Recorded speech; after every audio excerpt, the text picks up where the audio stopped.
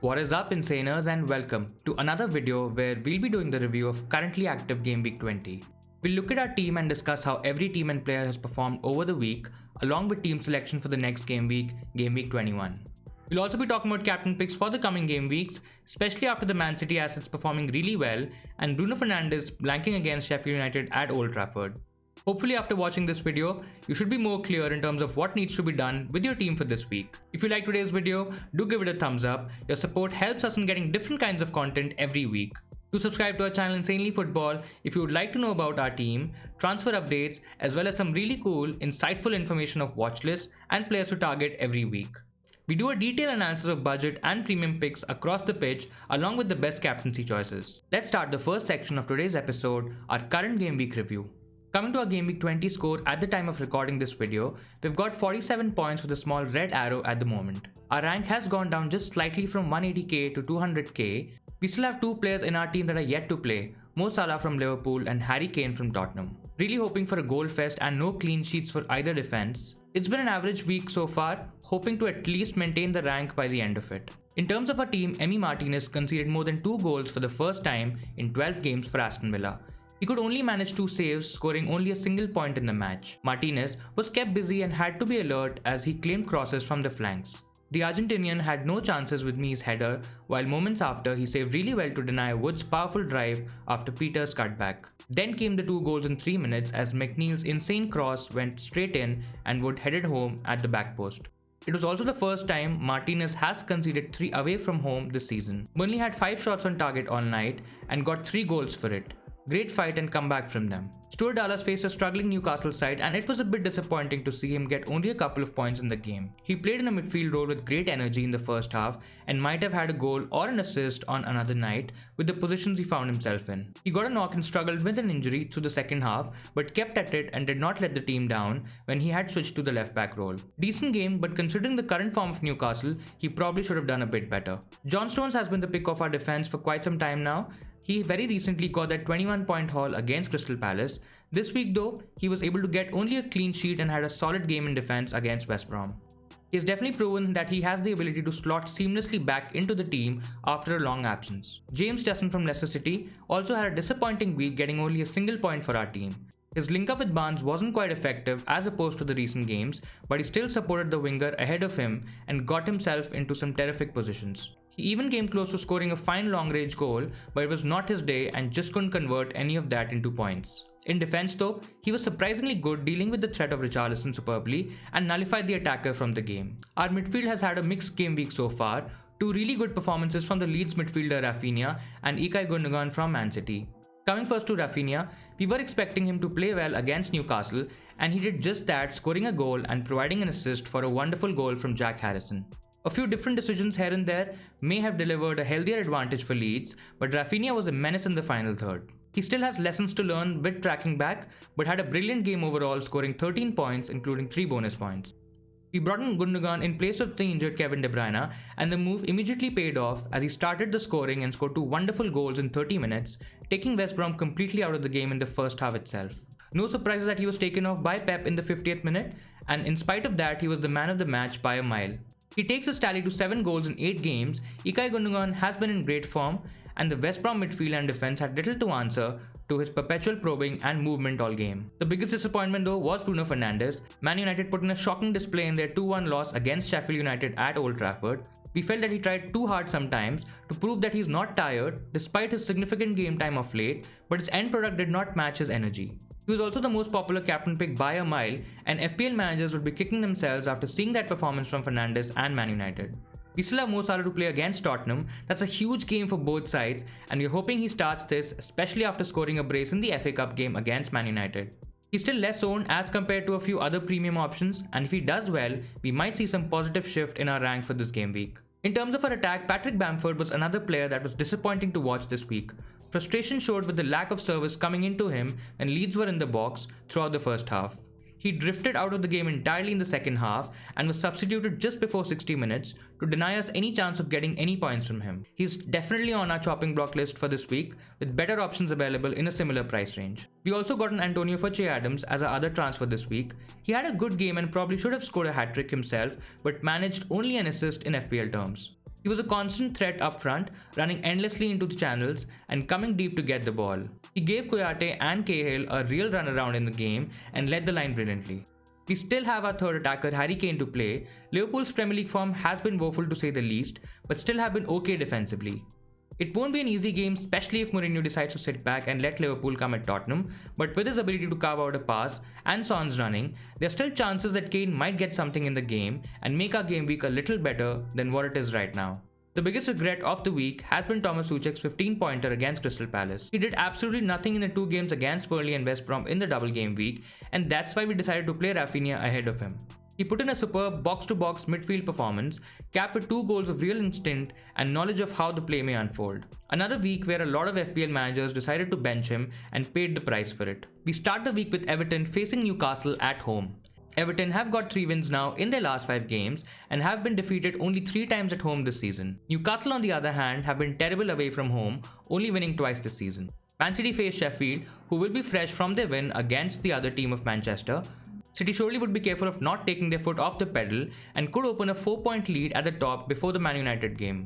West Brom vs Fulham will be another crucial game for both teams as they look to get out of the relegation zone battle. Then comes the biggest game of the week. Arsenal host Manchester United at the Emirates Stadium. Arsenal have hit great form over the past few weeks, but Man United are the only team so far that are unbeaten in away games this season. This is going to be a great spectacle and surely our match of the week. In our other set of fixtures, Aston Villa play Southampton. Both teams would be looking to bounce back after losing their last game. They're also equal on points, and a win would take them further into the top half of the table. New Chelsea boss Tuchel will play his second game and would hope for a better result against Burnley, who stage a perfect comeback against an impressive Villa side.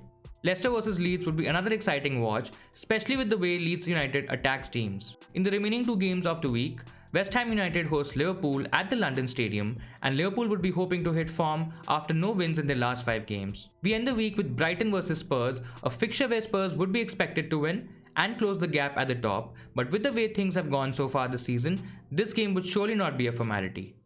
Coming to our team selection for Game Week 21, we've dealt with the KDB injury quite well, getting in Gundogan and saving ourselves a lot of money in the bank. We have around 6.2 million left, and we can put that to great use this week. In terms of defense, no changes for the goalkeeper slot. Martinez is still a great option in spite of having a difficult game against Burnley. He's playing a Southampton team who have only scored 2 goals in their last 5 game weeks. He's also just 2 points off the number 1 spot for goalkeepers in FPL and can keep a clean sheet against Southampton. We are playing a 3-man back. Stones continue to lead our defense and has been brilliant for us this season. Laporte came on as a substitute in the last game, and that might mean that he could be rested for this game, but not going ahead with any City defenders is a scary sight at the moment. We were thinking of getting Cancelo in, but feel that we've missed the bus there, and City have a couple of tricky games coming. And like Stones, Cancelo might be rested for this game, especially after he played the whole 90 minutes against West Brom. Having said that, if you already have 2 City defenders, then you should definitely start both, but also make sure that you have someone on the bench who can cover in case either of these 2 are rested for the game against Sheffield.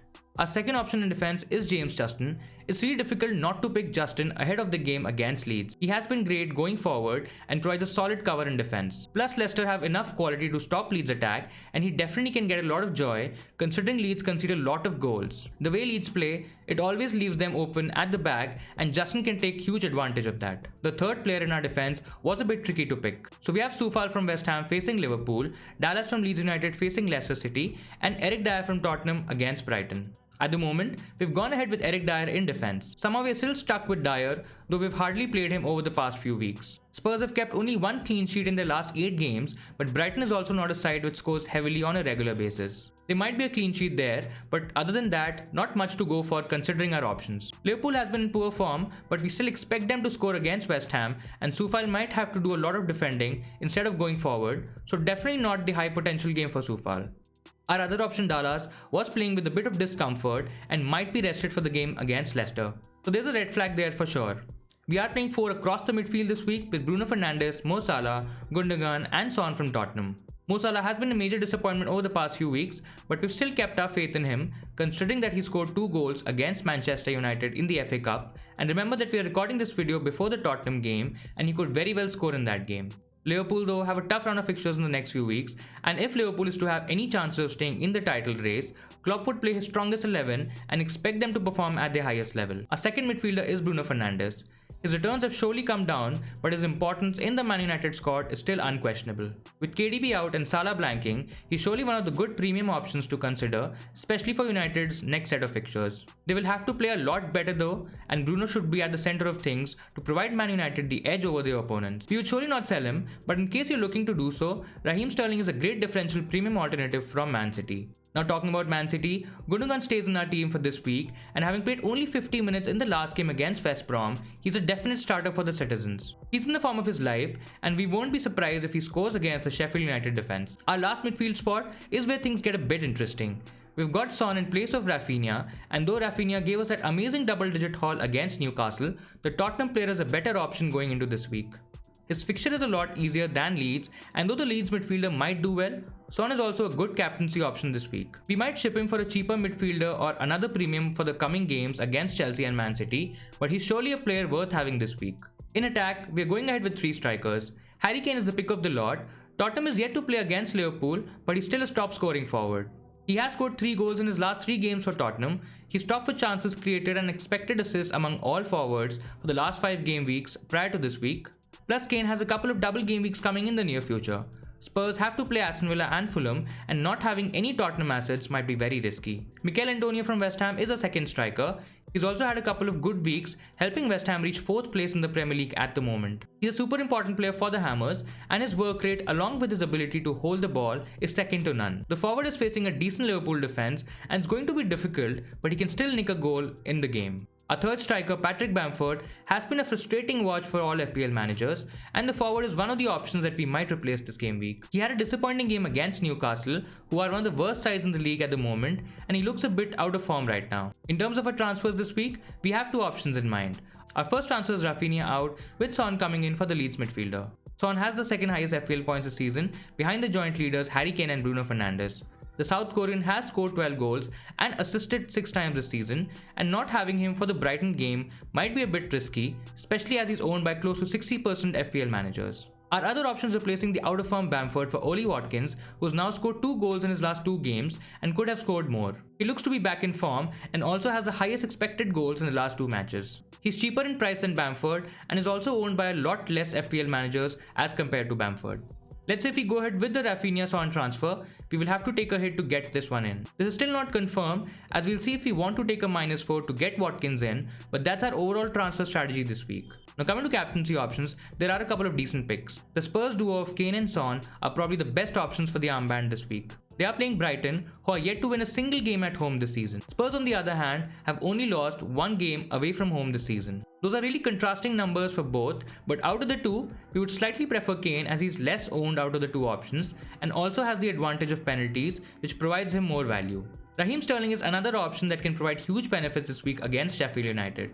He's still owned by only 10% FPL managers, and getting double points from the armband can help you a great deal, especially if you're chasing someone in your mini leagues. In some alternate options, we've got Gundogan from Man City. He has been the star for Man City, and with another lower half opposition in play, there's a huge advantage going for someone like a Gundogan.